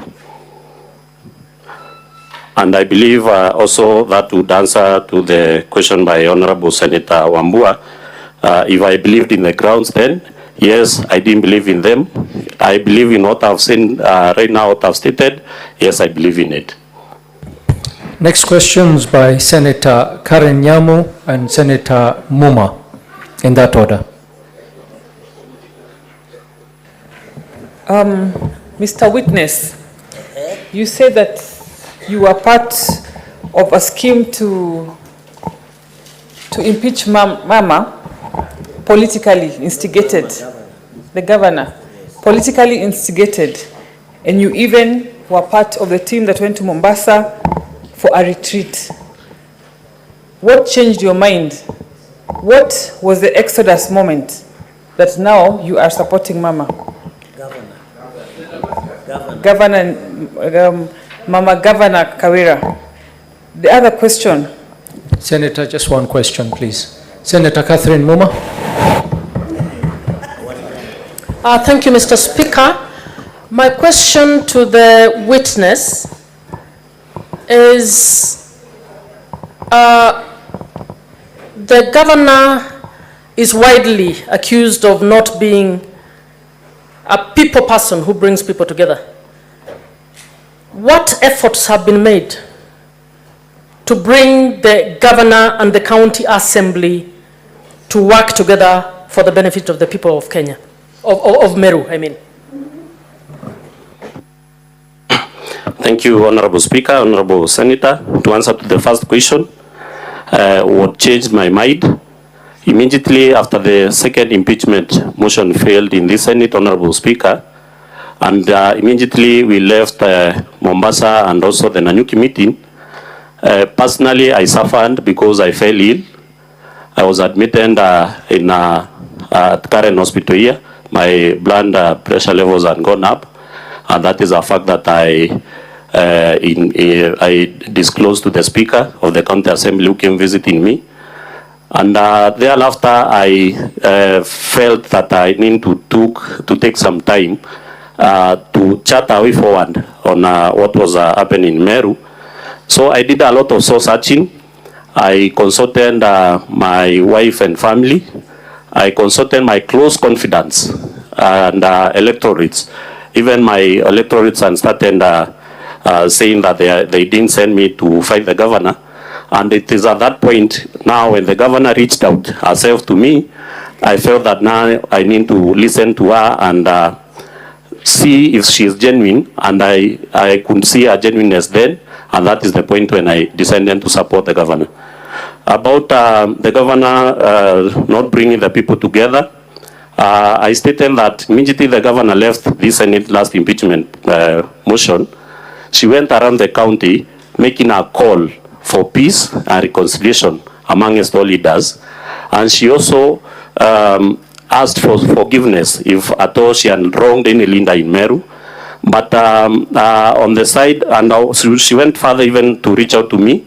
And I know she has also tried to reach out to other leaders because there were reconciliation efforts brought by the president and the deputy president, where the governor sat down with all leaders from Meru County, including the deputy governor, which didn't culminate to any peace in that county. But from the side of the assembly, they have been going out, doing all that is possible to frustrate any reconciliation process. The next questions will be from Senator Samson Cherargei, followed by Senator Beatrice Ogola. Thank you, Mr. Speaker. Mr. Witness, Mheshimiwa, according to November 7 Senate answered, Dr. Mutomi Tiankulu asked you, since you are the mover of the motion, is this message consistent with the narrative of a peaceful governor who is a victim of some evil scheme to oust her out of office? And Honorable Evans Mawira Kaharia, you responded by saying it is inconsistent. Is this still your position or has it changed? And what will make you or make us believe that it might be out of inducement, that is why you are supporting the governor now? Thank you.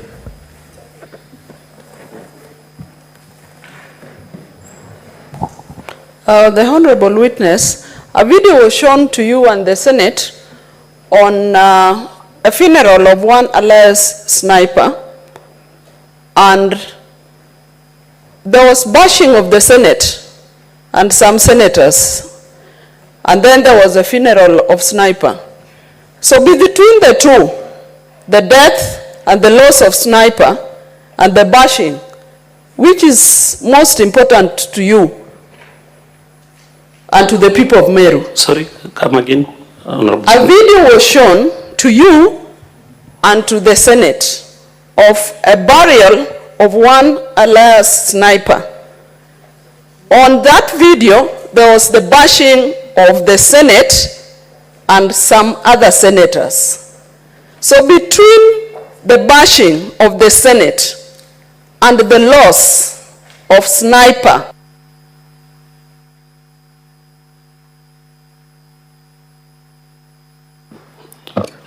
thank you, Honorable Speaker. The message that we passed during the second impeachment motion that at that point the governor was not a peace-seeking person was valid at that point, and during, depending on the activities that had happened previously. If it is still valid as at this point, it is invalid because we have seen efforts from the governor herself trying to bring peace and call for reconciliation in the county. And Honorable Speaker, if there is one sign that can tell you the governor is peaceful, I'm the one who was here crucifying the governor. I moved the motion to impeach the governor. And if it went through, the governor could have been sent home packing, condemning her from serving in any public office in this country for the whole of her life. But when she reached out and we sat down and considered all the events and factors surrounding that position at that point, she told me she has no problem at all with me or with any other leader or with any other MCA. And if from that point up to now, we have been working together, I've been supporting her, and we have been trying to bring peace in that county, then I don't believe there would be any other sign to show that the governor has reformed and she is a peaceful person. About any inducement, I'm not aware of any Honorable Speaker, and if at all there is an inducement that would have led me to support the governor, is the service delivery for the people who elected me, that is the people of Mitungu Ward. According to the question number 2, bashing of the Senate and the senators and loss of sniper, I believe that the Honorable Senator was asking which is a more weighty issue in that matter. And I would say loss of life, unfortunate loss of life, is a more weighty issue than the bashing of the Senate. Next questions by Senator Hilary Wakili, followed by Senator Jones Mwashushe Mwaruma. Thank you, Mr. Speaker. Mr. Mawira, as a member of a political party, you've told this House that you're a member of UDA. Had you any meeting prior to the alleged meeting that you said you were caucused to bring out an impeachment motion against the governor, which you were a mover? And secondly, you told this House earlier on in that motion that you moved that the governor had gone rogue. At what point did you have your Damascus moment and that the governor could have changed? Thank you, Mr. Speaker.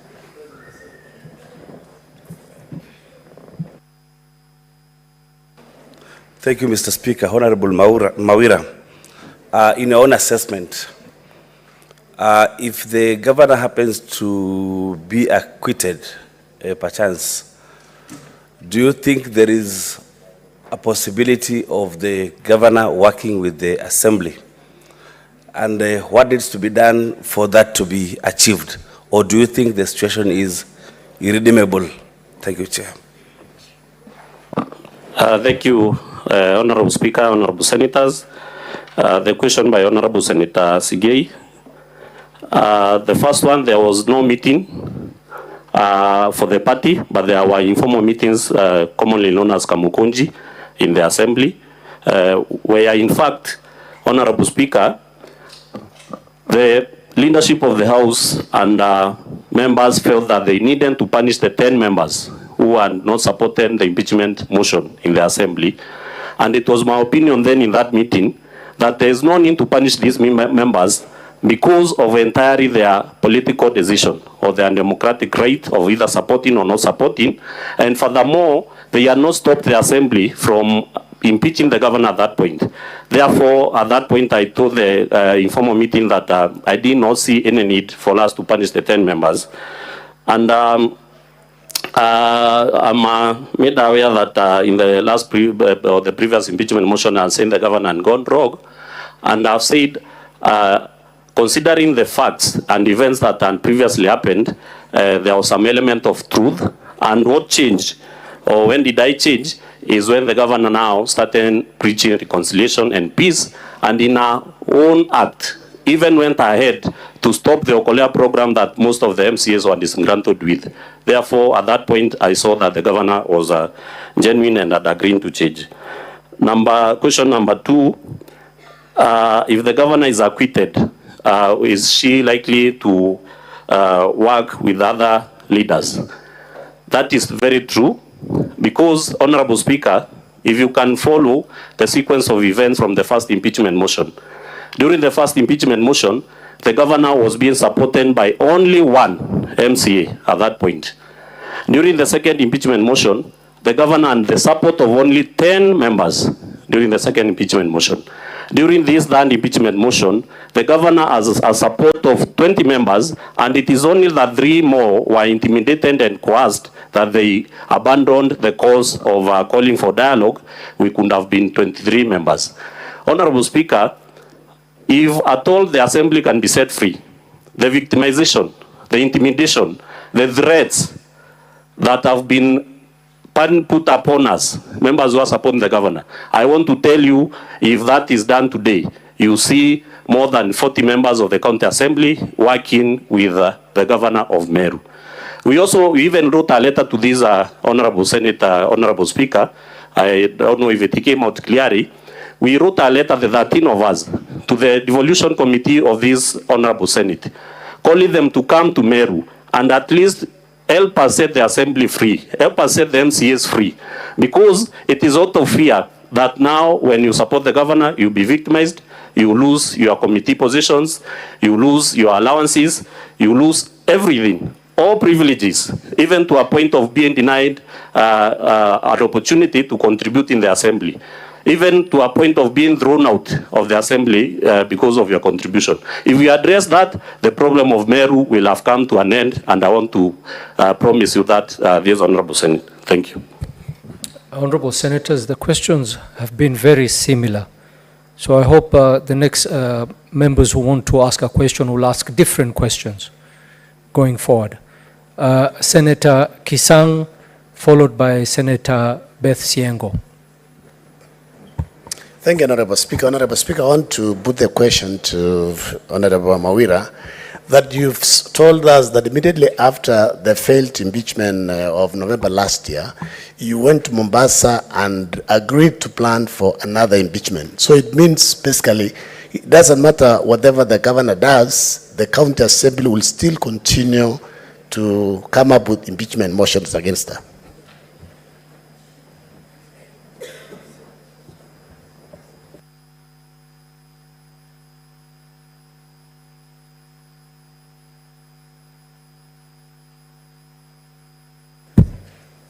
Thank you, Mr. Speaker. Mr. Witness, the other time during the second impeachment motion, you were on the other side. When you went back, you saw the light. Did you make efforts to reach more? You have talked of 20. Are you willing after this to reach more to see the light? Thank you. Thank you, Honorable Speaker, Honorable Senators. It's true, I stated that this impeachment motion that has been brought to this House started being planned immediately after the second one failed. And I've narrated what has happened, what has transpired previously. And Honorable Speaker, I think you have all seen clips, especially alluding to the mover, indicating that even if the Senate acquits the governor today, they are ready to bring more motions, up to a number of maybe 6 or 7. And it's a character of the Assembly of Meru, especially where I'm saying that MCAs are not being set free to exercise their democratic right. Unless that is reversed, you expect to see more impeachment motions in this Honorable Senate, just in case the governor is acquitted. But if that is addressed, Honorable Speaker, I want to assure you that this will be the last impeachment motion to come to this House, because the governor herself has proved that she is ready to work with other members. About my efforts to reach others, yes, I've severally done so. And when you approach anyone in that county assembly of Meru, and they tell you, we don't have any problem working with the governor. But now, when we come to support the governor, we lose the privileges of the assembly. So that single fact owns many members in abeyance of supporting the governor. And I believe if the governor is acquitted, and this Honorable Senate helps us address these issues in Meru, you see that the governor will be ready and willing to work with each and every member of the county assembly. And nothing proves that more, Honorable Speaker, than the evidence that has been placed before this Senate, that the governor herself and the executive team have agreed to allocate 33 million shillings for each and every ward, which was a bone of contention previously for the allocation of the ward fund. Therefore, I believe if the Senate finds it objective and finds it depending on the facts and evidence that has been placed them, that they acquit the governor, there will be peace in Meru. Senator Danson Mungatana, followed by Senator Agnes Kavindu. Thank you, Mr. Speaker. A very quick one. A video was played here in the course of your evidence, and in that video, this Senate, Mr. Speaker, was called a house of shame, a house of greed. In fact, it went in Kiswahili and said that we are wenda wazimu in this house. Mr. Speaker, I just wanted the witness to tell me and this house, what was the purpose of that? Was he adducing evidence to annoy us or to abuse us? What was the purpose of that evidence? Because evidence is supposed to build your case. What did it build in terms of the case? And Mr. Speaker, secondly, I wanted to invite the Speaker to make a ruling on whether we can allow any form of evidence to be adduced in. I cannot speak in this house like that. Why should someone who is a... Thank you. Senator Agnes Kavindu. Thank you, Mr. Speaker, for this opportunity. Mr. Witness, you've said that you've been whipped on party lines, the previous impeachment motion. Don't anyone have a right to stand with their own understanding? If you knew that the governor was not right or was right, why then did you agree to take over the motion, which actually the lady told us that she's the one who drafted it, but you took it over because you were so sure that the governor was going to be impeached so that you can take the glory? I believe even in this Senate, we have parties and we have people who can stand on their own and make decisions and make the right decision.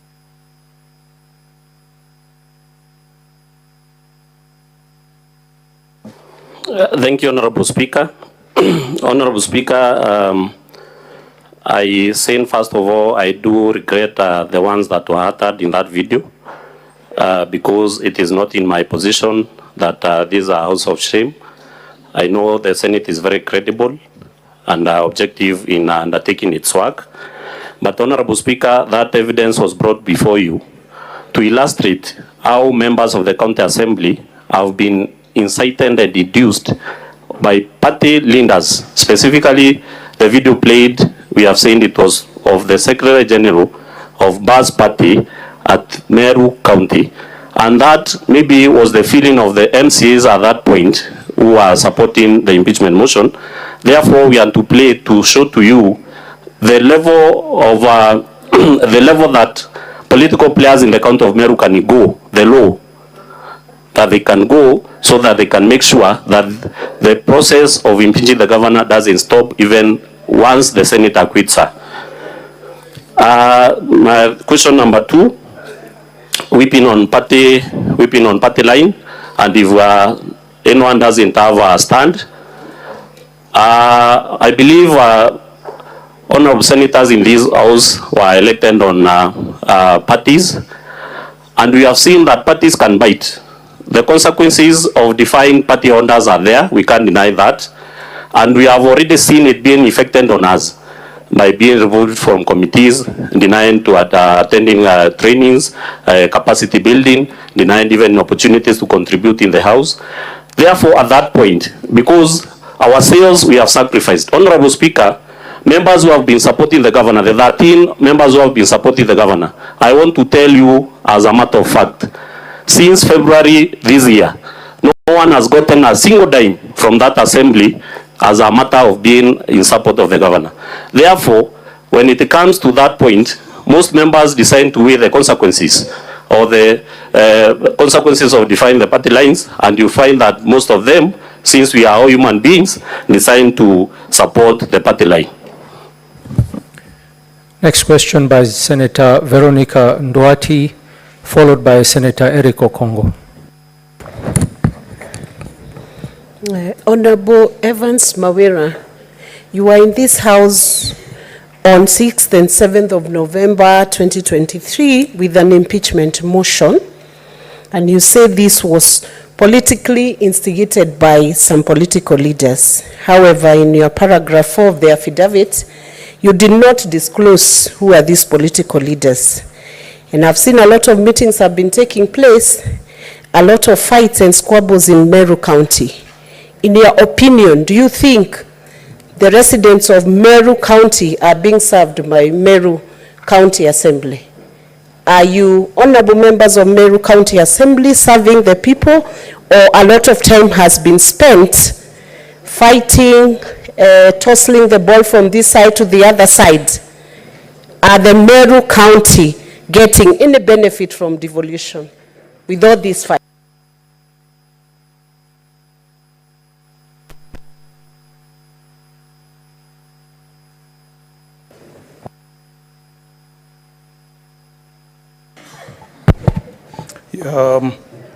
Yes, Bwana Witness, I just wanted to get your experience as a member of County Assembly. You seem to have conducted this public participation. The entire process was done in one day. And I've seen the photos and the people who were in attendance. There seemed to have been a very low turnout. Have you done any previous public participation exercise? How was the attendance? And was the process carried out, chaired, and minutes recorded by MCAs, or minutes were captured by members of staff from the County Assembly? Just wanted to understand, because we have had issues with public participation before.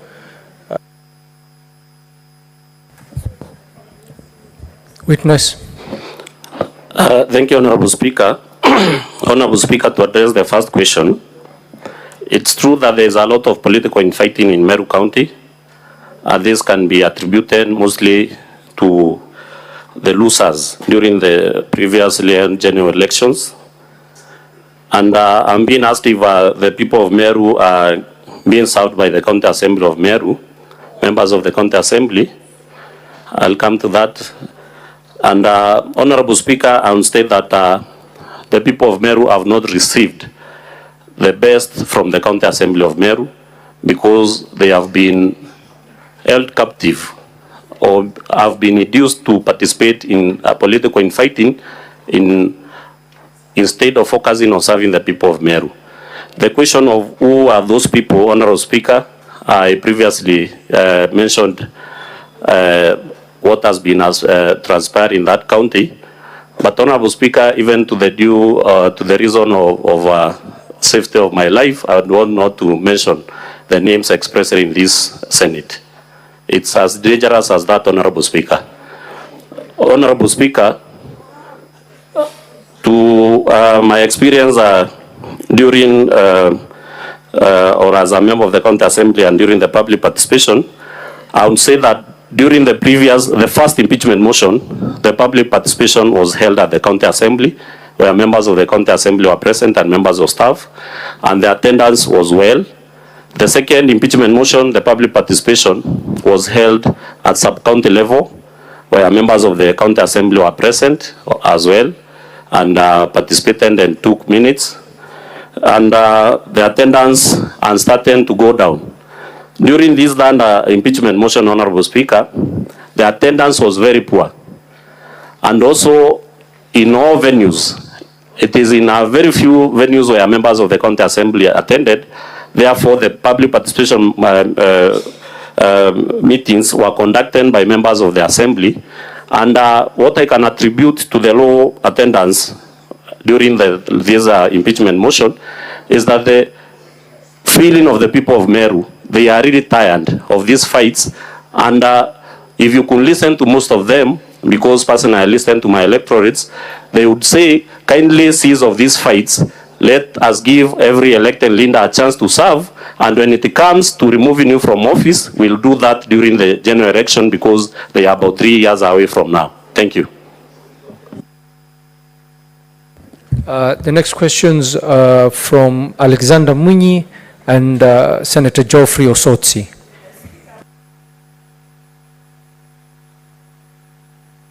Asante Bwana Spika, swali langu kwa mheshimiwa, wakati wa kutimuliwa kwa gavana Kawira mara ya kwanza na mara ya pili ulikuwa hapa ukiunga mkono aweze kutimuliwa, na unasema kutoka wakati huo ulienda upande mwingine ndio aweze kuleta watu pamoja, na wakati umeenda kwa hiyo kikundi ama kuleta watu pamoja, ndio mheshimiwa mmoja alisema ng'ombe 20 ya pesa nyingi ilikufa. Ndio tukasikia tukaona kwa video watoto walikuwa wanasaliwa kwa karibu na hospitali, hakukuwa na hospitali inaendelea kwa Karai. Wewe ukiwa mtu wa kuleta watu pamoja, ulisukua hatua gani? Ama wewe ni mmoja wale walipatiwa pesa ndio waweze kuenda kuunga gavana mkono? Asante Bwana Spika.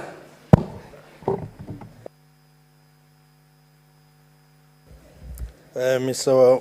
Mawira, I want to refer you to your affidavit, which is on page 39, where you have said that the anger and malice was directed towards the 2024-2025 county fiscal strategy paper, where 56 MCAs openly went against the previously agreed Ward Equalization Development Fund and allocated 45 million in each of the wards whose elected MCAs were against the governor, and 15 million to the wards whose elected MCAs were supporting the governor.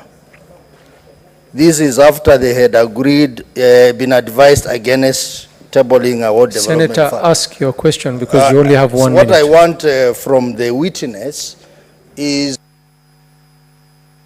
just give him 30 seconds to ask the question. what I want from the witness, Mr. Speaker, is this particular statement confirmed that this is an illegality because it's against Article 10 of the Constitution. It's clearly discriminated. What is your view about this? And was this physical strategy paper approved?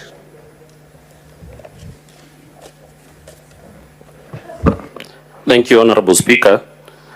Honorable Speaker, nataka kueleza katika hii seneti kulingana na lile swali limeulizwa ya kwamba kama ni pesa inatupeleka kusupport governor, tungekaa katika wale wanaompinga, sababu bunge la Meru, la County Assembly ya Meru, ndilo lina uwezo wa kupea members of the County Assembly money, because I've said that since February we have not received even a single dime from that assembly as a matter or as a consequence of supporting the governor.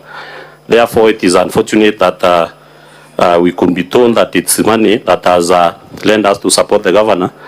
And also, I believe that as a peace-loving Senate and a peace-loving people, we should strive to preach more peace, so that we bring the executive arm of the government and the county assembly together, regardless of what has happened in the past, and not mentioning that only you can support the governor because of money inducements.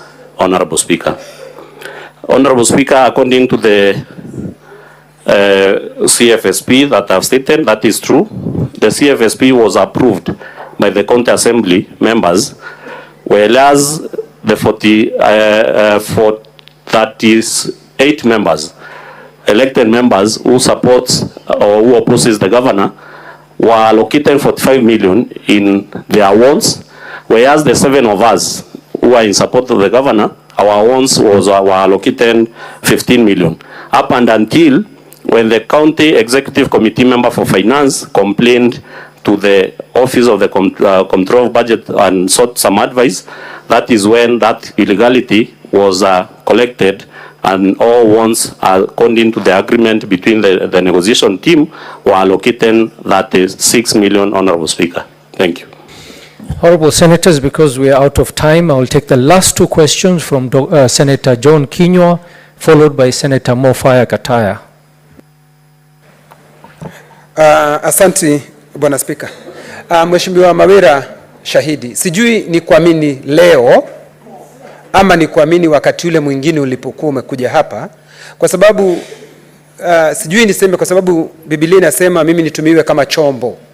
Sijui kama wewe ni chombo, kwa sababu nashindwa ni kuamini leo ama wakati ule mwingine, kwa sababu unasema ulishurutishwa wakati ule mwingine, tena unaonekana ulitishwa. Sasa sijui leo ulipokuwa ukiongea ukaulizwa swali ukasema ya kwamba huwezi ukataja jina fulani kwa sababu unahofia maisha yako.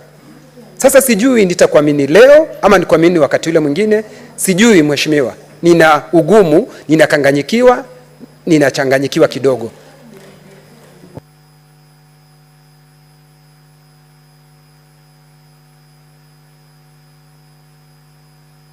Honorable Speaker, Honorable Mawira, I have just captured your confession that once you left this house, once you had brought the motion of impeachment against the governor extended some gestures of reconciliation to the MCAs. So in your own view, why do you think other MCAs didn't listen to the reconciliation mood and gesture extended by the governor as you did? You know, I've been an MCA for a decade, and I know the workings and the relationship between the governor and the MCAs. Why do you think other MCAs didn't listen to those reconciliation moves from the governor?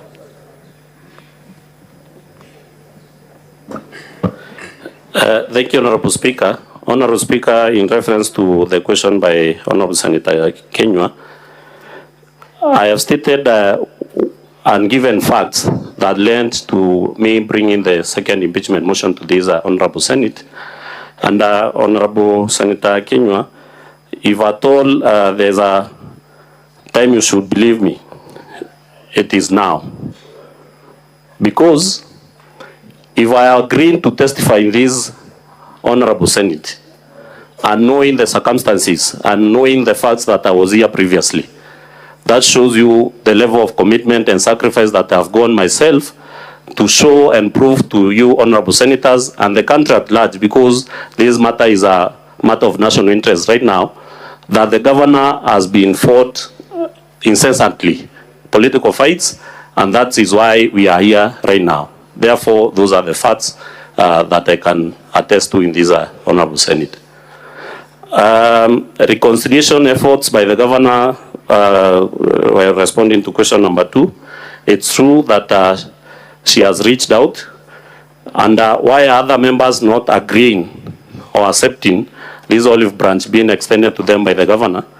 The reason I've saying this, the assembly will punish, or the assembly leadership will punish each and every member who attempts to even work with the governor.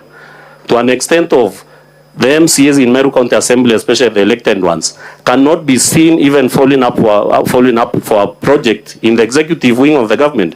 Because if you are seen there, you'll be deemed as a traitor, you'll be punished, you'll be removed from committees, you'll be denied assembly privileges, and therefore this makes it very hard for other members to try and forge a working relationship with the governor. Thank you. Thank you, witness. Counsel for the governor, you had a remainder of 4 minutes. Which witness did you want to call next? Thank you, Mr. Speaker, sir. My next and last witness would be the governor of the county of Meru. I had made a request to be extended at least 15 minutes so that I will have a total of 20 minutes to be done with the governor in examination in chief. Counsel for the assembly. Thank you very kindly. Mr. Speaker, sir. In the morning, the Assembly was moved with an application that was called the